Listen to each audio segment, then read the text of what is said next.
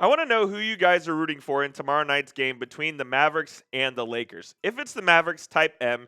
If it's Luca, type L. Or if it's both, type B down in the comment sections. This is going to be a weird one. Let's talk about it here on today's show.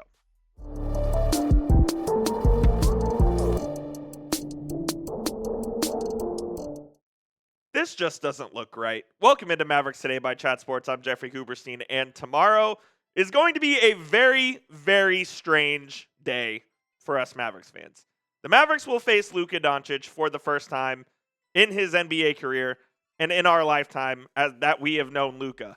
Luka played 6.5 years with the Mavs, is now on the Lakers, and they do battle for the first time as opponents. And we'll be going live for the game tomorrow night, so please join us. I think it's going to be a really big audience. It's going to be really fun.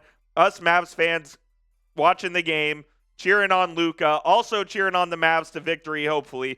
We're going to start the show at 8:30 p.m. Central Time. It is a 9 p.m. tip, a little West Coast action for Mavs and Lakers, so please be sure to hit that subscribe button and join us so you know when we go live.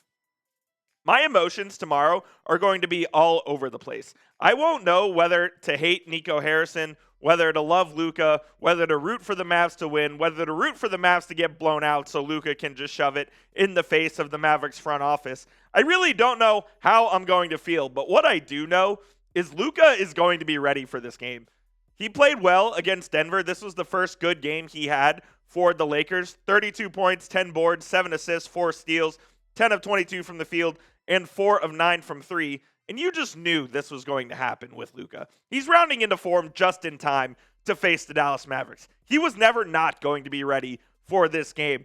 After everything that was said about him from the front office, after everything that was written about him in the media, specifically from certain outlets like that have 4 letters who I won't name, a lot of stuff has been said about Luka all throughout the past month or so, and I know he's ready to just go off in this game. And not only is it a big game between Luka and the Mavs, it's a big game between the Mavericks and the Lakers. The Lakers are 34-21. I believe they're 4.5 games ahead of 3.5 or 4.5 games ahead of the Mavericks right now.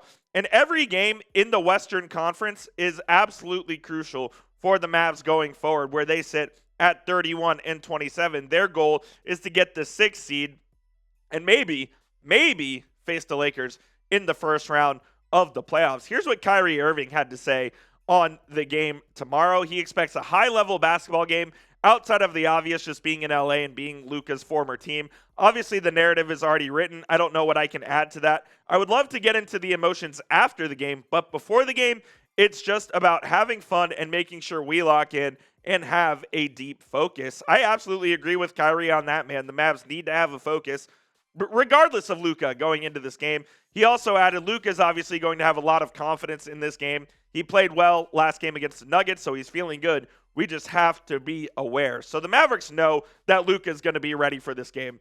And I expect the Lakers to fully force feed him. I think LeBron may take less than 10 field goal attempts in this game. And PJ Washington also said, Luka's still our brother. It's going to be great to see him regardless of the circumstance and whatnot.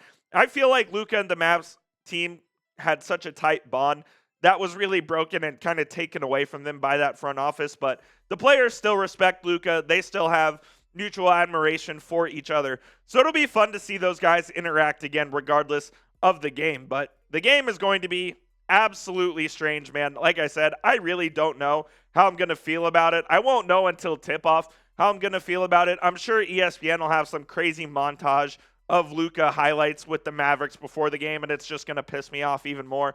I'll tell you this, if they show Nico Harrison more than one time on TV, it is going to enrage me. In the game against the Warriors on Sunday, they showed him like 10 times, and of course, Rob Pelinka was at the game too, because he was celebrating Andre Iguodala's number retirement. So you saw Nico and Rob Pelinka being buddy-buddy in that game, and that just sent me into another realm, and that pissed me off, not the least of which the Mavs getting blown out in a no-show compete game by them against the Golden State Warriors. But that's neither here nor there. If I see freaking Nico Harrison on TV, I'm going to be pissed off. Let me know who you got down in the comments. Type DAL for the Mavs, or type LAL if you think the Lakers are going to take this one. Curious to hear what you guys have to say. If I was a betting man or a PrizePicks playing man, which I am, I think I would take the Lakers. But let me know down in the comments. And we do have to tell you about our sponsor of today's show, which of course is PrizePicks, America's #1 daily fantasy sports app. PrizePicks has over 10 million members and billions of dollars in awarded winnings, making daily fantasy sports accessible to all. You just pick more or less on at least 2 players for a shot to win up to 1,000 times your cash. Run your game all season long on PrizePicks. The second half of basketball season is here, and there is no better place than PrizePicks to get that real money action. And you can do it in over 30 states, including California, Georgia, Florida, and Texas. They put their members first, so all withdrawals are fast, safe, and secure. And when my picks hit, I can get my money in as quick as 15 minutes. And I do have a projection for tomorrow night's game between the Mavs and the Lakers. They still have Luca in the freaking Mavs uniform in their headshot. What a joke. Anyways, I'm taking the more on Luca, 47.5 points, rebounds, and assists. If this was set at 65, I would probably have taken the more on it. Take the more on Luca. I'll also take the more on Kyrie. He needs a bounce-back game after that stinker against the Dubs. And I'll take the less on LeBron only because I think Luca is going to take about 30 shots in this game. So you can copy my picks or you can make picks of your own. Just please make sure you do it with our friends over at PrizePicks. Download the PrizePicks app today and use code CLNS to get a $50 bonus when you play your first $5 lineup. You don't even need to win to receive that bonus. It is guaranteed. Again, download the app, use code CLNS to get that $50 bonus when you play your first $5 lineup. That link will be in the comments and the description of today's show. It is PrizePicks. Run your game. We do have some positive signs, I think at least, regarding Anthony Davis, who did a light pregame workout before Sunday's game against the Golden State Warriors. Obviously, no contact or anything like that, but it was nice to see AD get out on the floor, get some shots up, and do a little bit of moving as he is expected to be reevaluated on March 6th, which is approximately a week and a half from now. So hopefully we'll have a more definitive update then. And maybe Anthony Davis will be cleared to do a little more on the practice court, maybe even some contact as well. I don't think he'll play in that first game after March 6th, after that reevaluation date. It may take some time, but it does seem more and more like we are going to see AD on the court this year, which would be a big boost considering looking at the Mavericks' big situation right now. I mean, this is an absolute joke.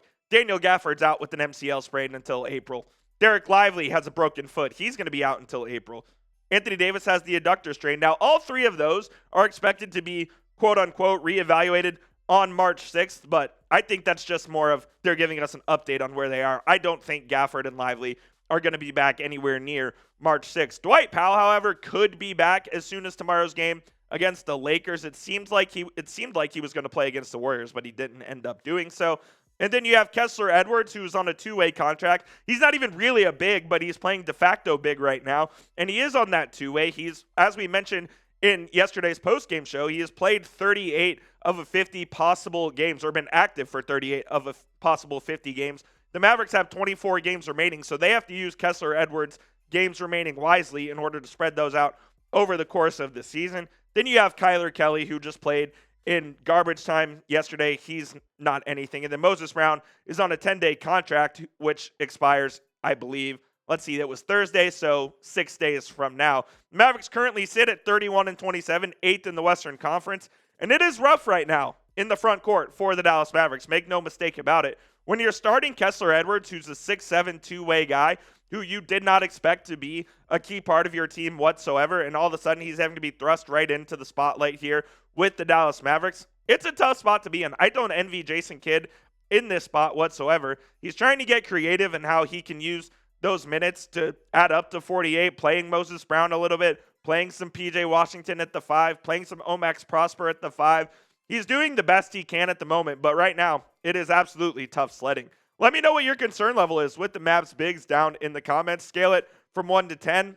I'm at like an 8. I mean, it's certainly concerning given your 4 main bigs right now are all injured, with not like injuries that are game to game, like week to week injuries that can take a while to heal from. But let me know down in the comments section. And please be sure to hit that subscribe button. It is youtube.com/MavsTV. Reminder, we're going live for tomorrow's game at 8:30 p.m. Central Time. I think it's going to be a big one, so go ahead and join us. You may have some special giveaways as well, so stay tuned for that, and we'll see you soon here on the channel.